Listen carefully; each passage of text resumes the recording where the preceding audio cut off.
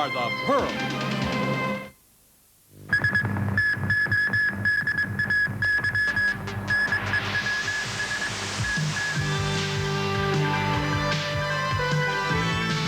Martial law in Beijing may end within 2 days. Noriega points an accusing finger at the United States. The CMB wants higher bus fares. New protests break out in Eastern Europe. And a British film legend is dead at the age of 78.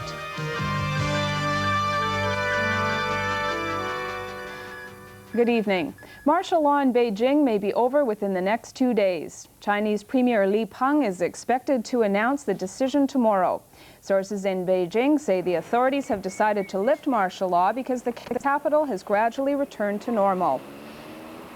They say positions that are now under military control will be turned over to the police, but the army will not be completely removed from the capital.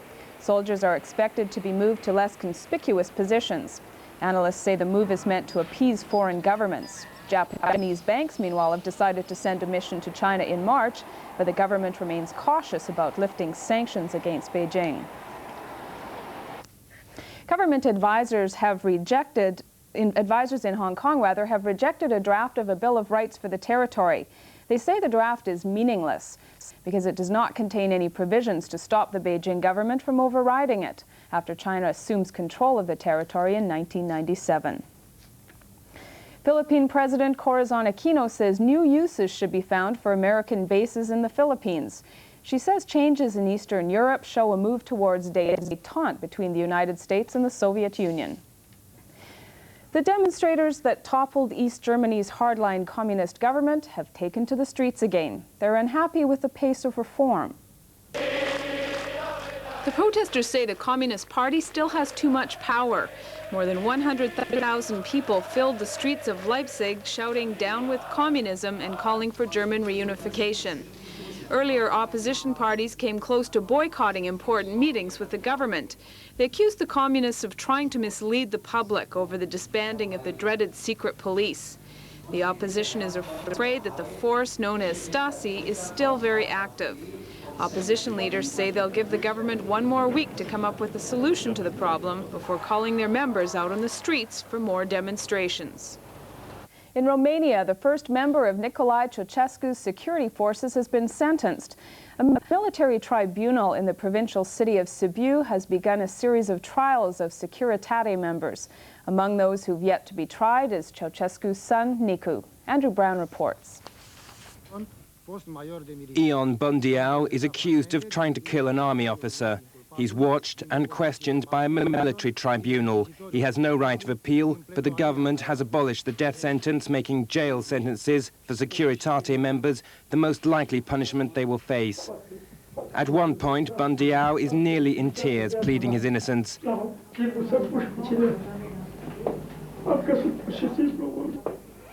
When he finishes, the tribunal sits in absolute silence, considering his case. The secret police member spent a whole career stocking up files on fellow Romanians for one government. It takes another government just a few seconds to type up his name in their black book. The tribunal's clerk records that this Ceausescu loyalist will go to prison for 9 years. Andrew Brown, TVB News. Hungarians are now paying the price for a free market. The reform-minded government has ended price controls, and the cost of consumer goods has risen by at least 25%. We get more from WTN. Hungarians were shocked and angered by the price rises, despite a government campaign to prepare them for the belt-tightening measures.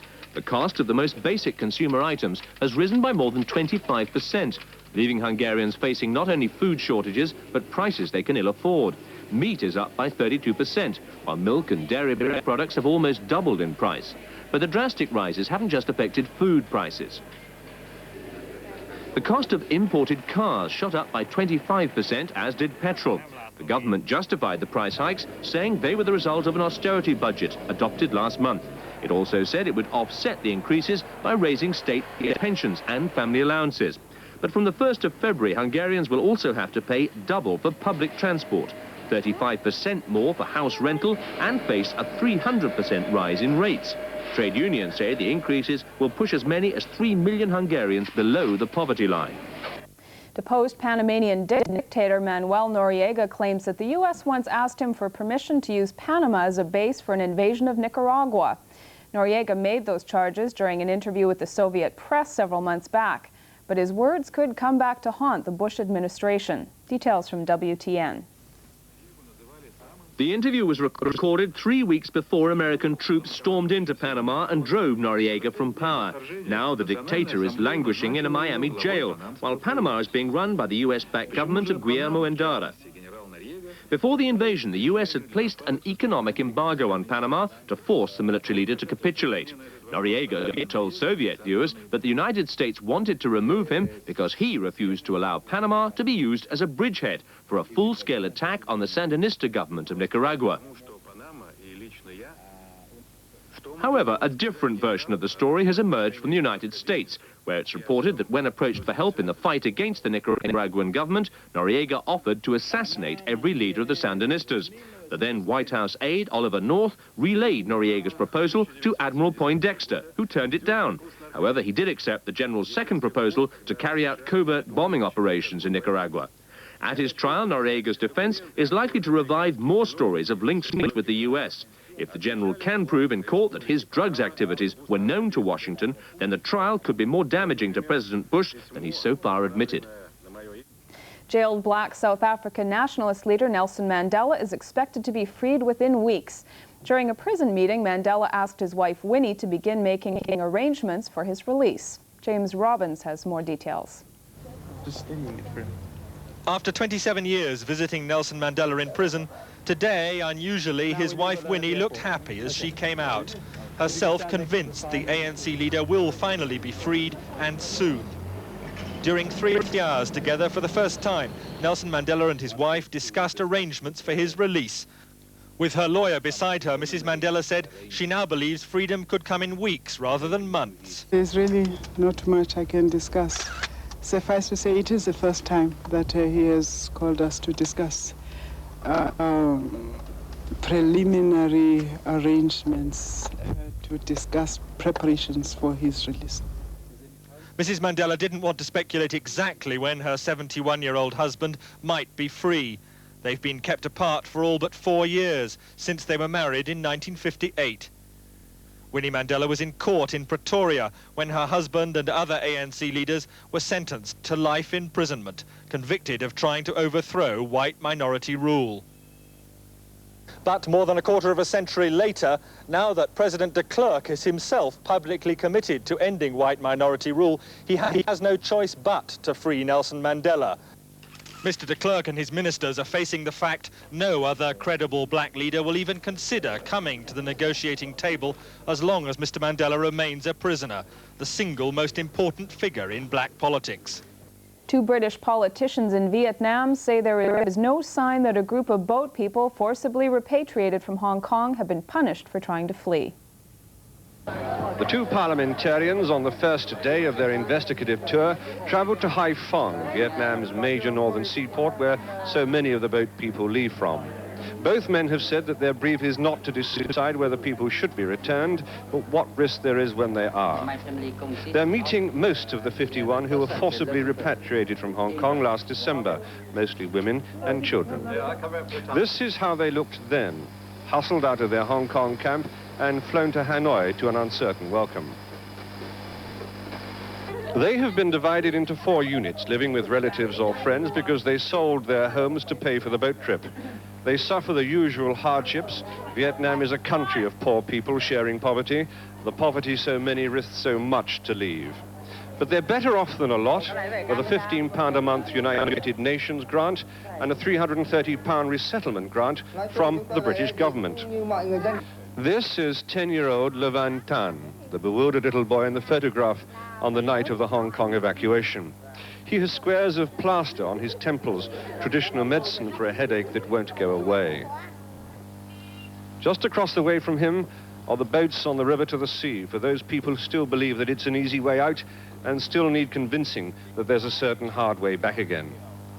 There will be a top-level reshuffle on the Chinese side of the Sino-British Joint Liaison Group. Ambassador Ke Zai-shuo, the team's leader, will retire. He'll be replaced by the man who's in charge of Hong Kong affairs in the Chinese Foreign Ministry. Betty Liu reports. 65-year-old Ambassador Ke Zai-shuo arrived in Hong Kong in 1988 to set up a permanent office for the JLG Group.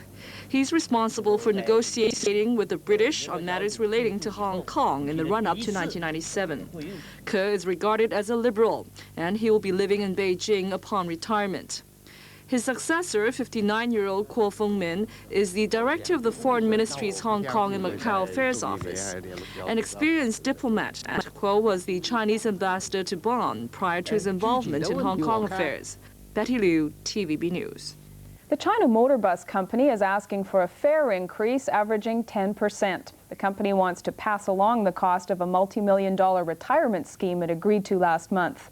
Peter May's reports. CMB passengers may soon be paying more when they hop on the bus in Hong Kong. The 10% fare hike request was submitted to the government not long ago. Altogether, it works out to a 10% increase, although fares will be boosted by a larger chunk than that on the urban north side of the island, less on the south side.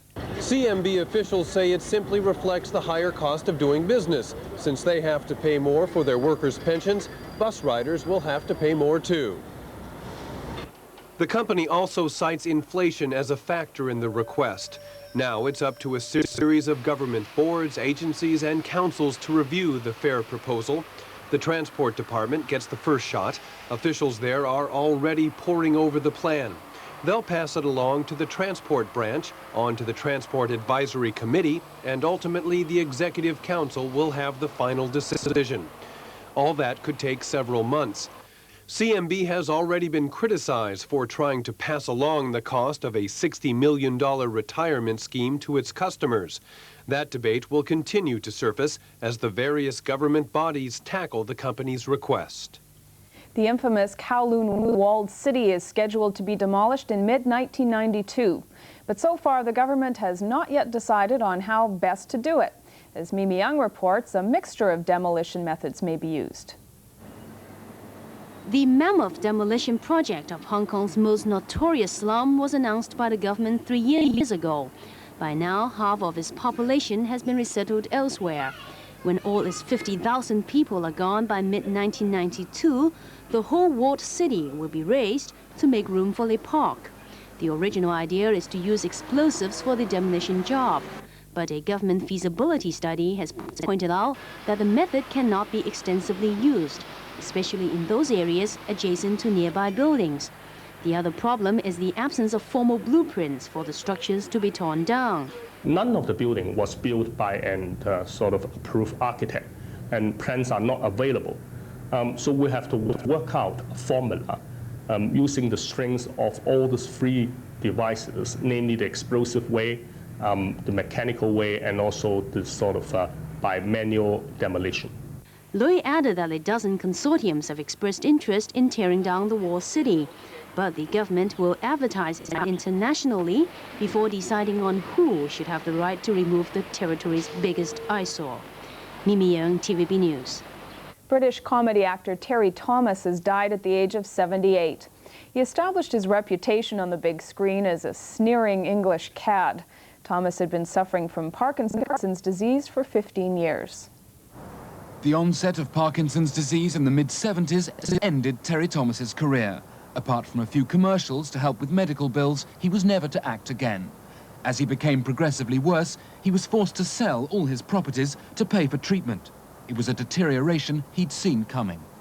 If you got a wonky hand and you're depressed, you've got a wonky hand and you're depressed, and that's the end of it. If somebody tells you that you've got Parkinson's disease, it starts a new thing altogether. Typecast as the aristocratic Rose